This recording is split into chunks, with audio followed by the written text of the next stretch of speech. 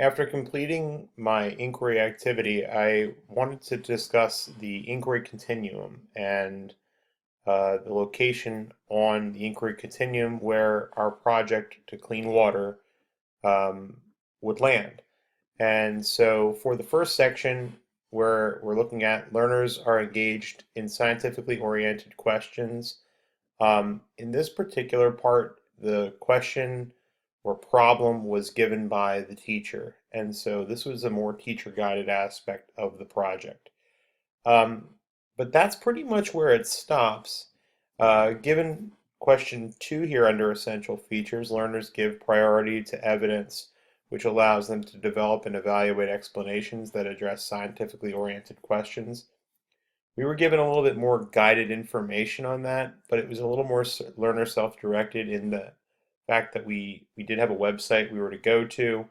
We were provided some maps, and we were given a number of questions as guiding questions. So that one would be more in the middle, I would say. Learner given data and asked how to analyze it. Uh, 3. Learners formulate explanations from evidence to address scientifically oriented questions. For this one, I think that this would be more on the side of learner self-directed, where we were guided in the process um, of answering the questions, and in terms of the actual experiment, it's completely at the end in a summarizing fashion. With the fourth one, learners evaluate their explanations in light of alternative explanations, particularly those reflecting on scientific understanding.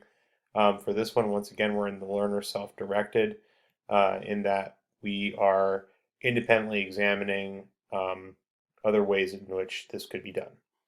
And finally, learners communicate and justify their proposed explanations. Once again, that's the learner communicates and justifies explanations on learner self-directed side. So I would give this, in terms of an overall inquiry level, a level of 2, as we read in the paper structuring the level of inquiry, which was written by Fay and Bretz.